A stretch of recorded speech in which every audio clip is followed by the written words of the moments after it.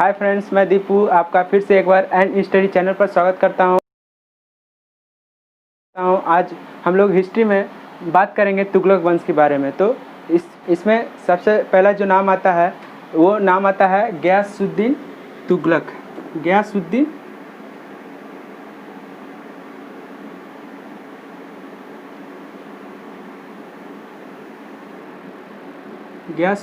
तुगलक।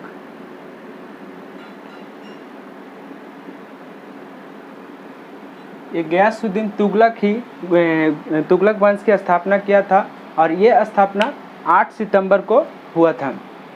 8 सितंबर 1320 को हुआ था। 5 सितंबर 1320 ईस्वी को गियासुद्दीन और खुसरो खां के बीच युद्ध होता है, जिसमें खुसरो खां की हार तुगलक गाजी होता है। इनका जो पुराना नाम होता है तुगलक गाजी होता है। तुगलक गाजी होता है। जब ये गद्दी पर बैठते हैं तो गियासुद्दीन तुगलक नाम रखते हैं। और उसके बाद जब गद्दी पर बैठते हैं तो उसके बाद क्या करते हैं, जो अमीरों की जो भूमि होती है जो उनको लौटा देते हैं। अमीरों की जितनी भी भूमि होती है ये गियासुद्दीन तुगलक जो सुल्तान बनते हैं नए, वो भूमि लौटा देते हैं। और उसके बाद सिंचाई के लिए इन्होंने मतलब कुएं और नहरों का निर्माण करवाया।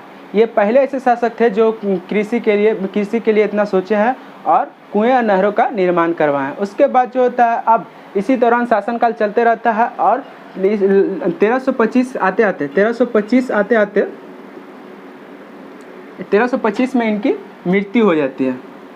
गियासुद्दीन तुगलक की मृत्यु हो जाती है। और ये मृत्यु बंगाल के अभियान से लौटते समय होता है। और इसके बाद क्या होता है, 1325 में जब इनकी मृत्यु होती है, इसके बाद जो होते हैं जूना खां जो होते हैं गद्दी पर बैठते हैं। और गद्दी पर जब बैठते हैं तो इनका नाम होता है मोहम्मद बिन तुगलक। मोहम्मद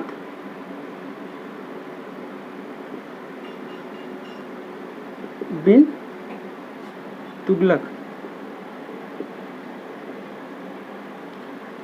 गियासुद्दीन के बाद मोहम्मद बिन तुगलक गद्दी पर बैठते हैं। इनका नाम पहला नाम जो होता है जूना खां होता है। उसके बाद मोहम्मद बिन तुगलक बैठते हैं और इनके द्वारा शासनकाल शुरू किया जाता है। ये मुस्लिम सुल्तानों में से ये पहले ऐसे शासक सुल्तान थे जो शिक्षित थे और योग्य थे शासन के लिए। इनका जो लगाव था गरीबों के प्रति काफ़ी हद तक था, काफ़ी ज़्यादा था, जिस कारण से अमीर लोग इनका विरोध करते थे, इनके बारे में बुरा भला कहते थे। और इन्होंने कृषि के लिए अमीर ए कोही, इन्होंने पहला काम जो किया कृषि के लिए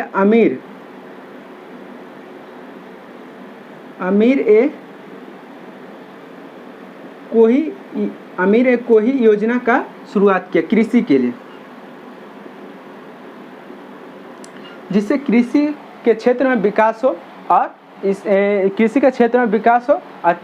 उपजाऊ में बढ़ोतरी आए। उसके बाद इन्होंने जो राजधानी था, जो दिल्ली जो राजधानी था, तुगलक वंश का दिल्ली पहले राजधानी था, अब इन्होंने अलग जगह कर दिया। अब ये जो राजधानी बना, अब देवगिरी को बनाया गया। देवगिरी को नया राजधानी बनाया गया। और ये देवगिरी जो है इसका भी नाम चेंज कर दिया गया। अब इसका नाम चेंज करके इसका नाम दे दिया गया दौलताबाद इसका नाम दे दिया गया। और ये जो नाम दिया गया है मोहम्मद बिन तुगलक के शासनकाल में दिया गया था। अब इसी दौरान जो है इन बतूता 1333 ईस्वी में भारत आते हैं। 1333 ईस्वी में भारत आते हैं इन बतूता। और इनको सुल्तान के राज्य दरबार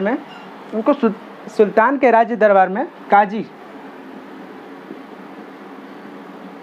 काजी काजी के पद की नियुक्ति मिलती है, काजी के पद पर इनको बैठा दिया जाता है।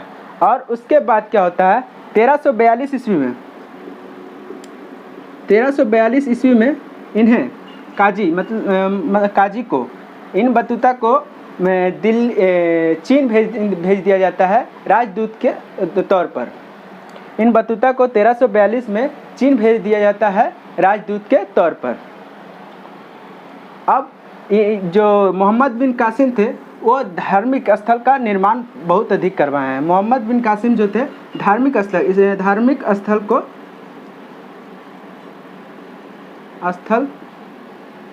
का निर्माण करवाते हैं। और इस्लाम के जो धर्म गुरु है जो उनकी मृत्यु हो जाती है तो उनके लिए कब्र और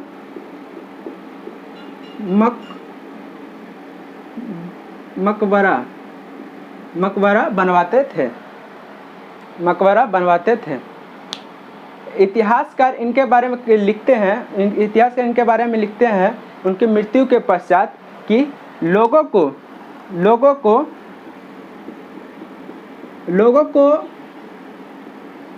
सुल्तान से आज़ादी मिली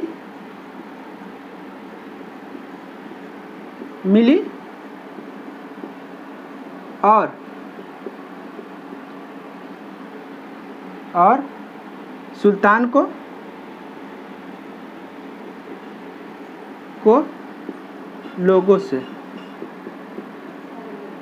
सुल्तान को लोगों से इतिहासकार इनके बारे में कहते हैं, मोहम्मद बिन तुगलक के बारे में कहते हैं, लोगों को सुल्तान से आज़ादी मिली और सुल्तान को लोगों से आज़ादी मिली।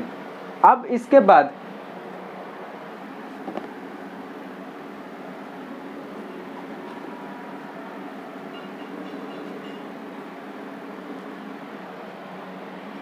अब इसके बाद 20 मार्च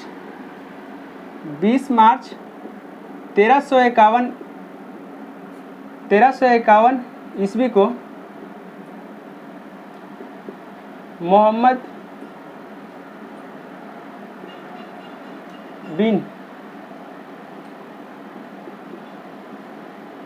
बिन तुगलक की मृत्यु हो जाती है।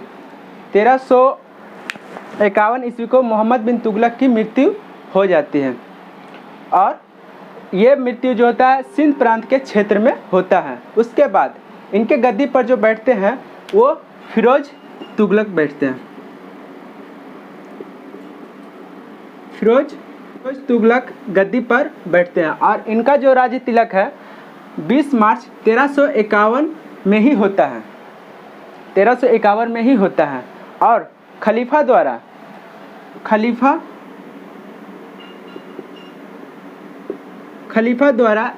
फिरोज खां को उपाधि दी जाती है और ये उपाधि का नाम होता है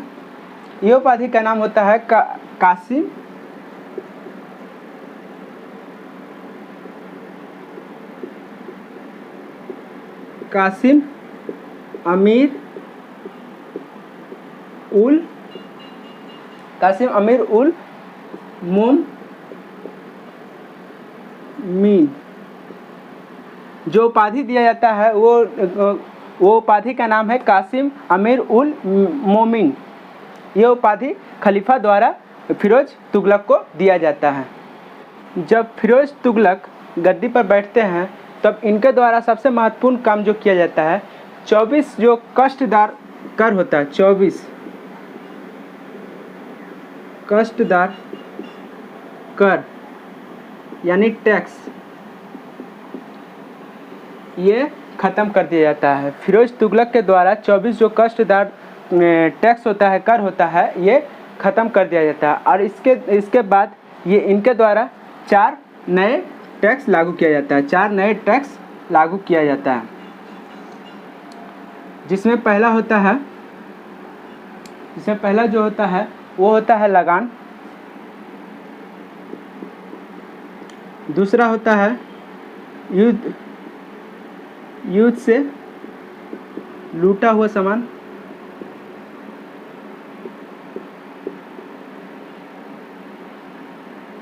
सामान। तीसरा जो होता है वो होता है जजिया। और चौथा जो होता है वो होता है ज़कात, वो होता है ज़कात। इनके द्वारा जो 4 टैक्स लागू किया जाता है, इसमें ये होता है कि पहला जो होता है लगान, और दूसरा जो होता है युद्ध में लूटा हुआ सामान, तीसरा जो है जजिया और ज़कात। ये नए टैक्स लागू किया जाता है फिरोज तुगलक के शासनकाल में। ये जजिया जो टैक्स है, कर है, ये ब्राह्मणों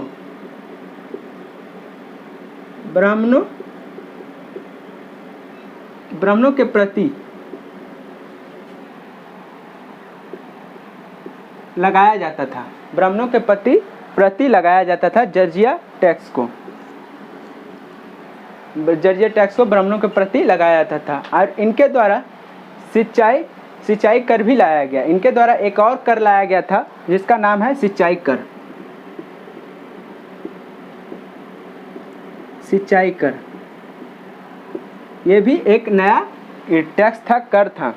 और इसमें जो सुल्तान का हिस्सा होते थे, उस पर जो सुल्तान का हिस्सा होता था 1/10 भाग होता था। 1/10 भाग होता था उपज में हिस्सा। 1/10 भाग होता था।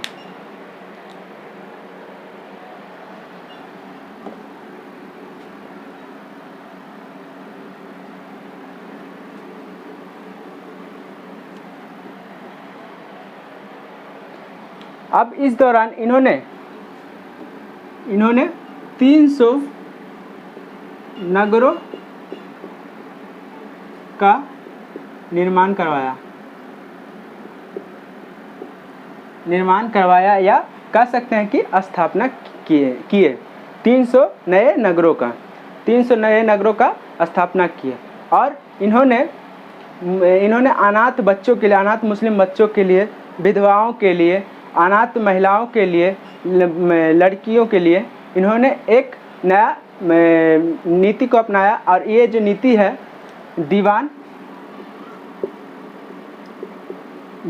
ए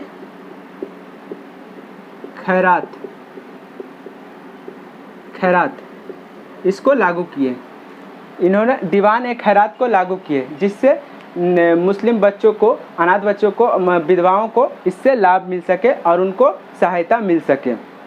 और उसके बाद इनके पास सबसे दासों की संख्या सबसे अधिक थी। दीवान बंदगान, दासों की सुरक्षा के लिए, उनको लाभ के लिए दीवान बंदगान की नीति को अपनाए, लागू किए। और इन्होंने अपनी जो आत्मकथा, जो इनकी जो आत्मकथा है, फिरोज तुगलक की जो आत्मकथा है, फिरोज तुगलक की जो आत्मकथा है वो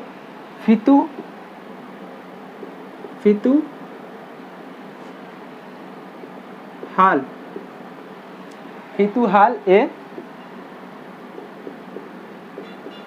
फिरोज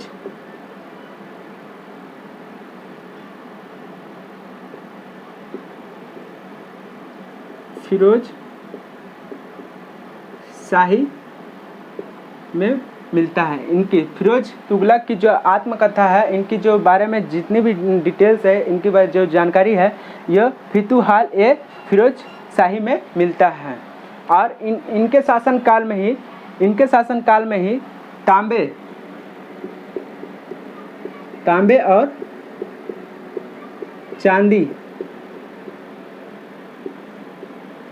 और चांदी के मिश्रण को मिलाकर सिक्कों का निर्माण करवाएं और उन्हें भारी मात्रा में बाजार में उपलब्ध करवाएं। और उस मुद्रा को अर्धता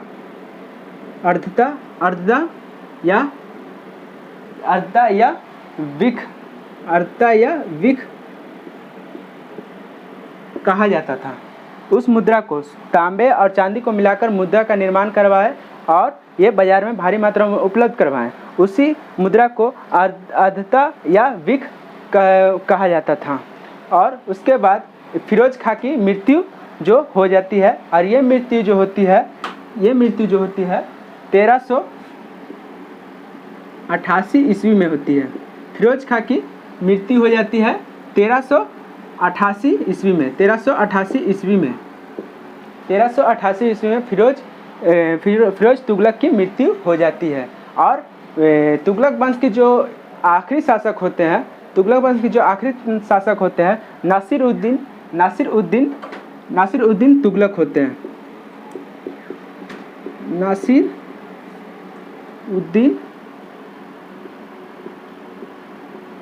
नासिरुद्दीन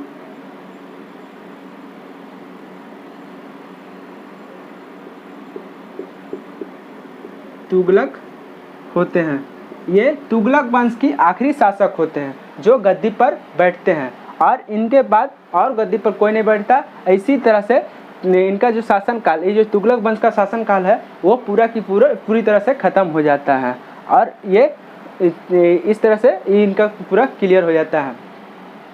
अगर आपको ये वीडियो अच्छा लगा हो तो वीडियो को लाइक करें, शेयर करें, अनसब्सक्राइब करें। अगर इस वीडियो से जुड़ी हुई कोई भी क्वेश्चन हो तो कमेंट बॉक्स में कमेंट करें और उसकी आंसर आपको जल्द से जल्द मिल जाएगी।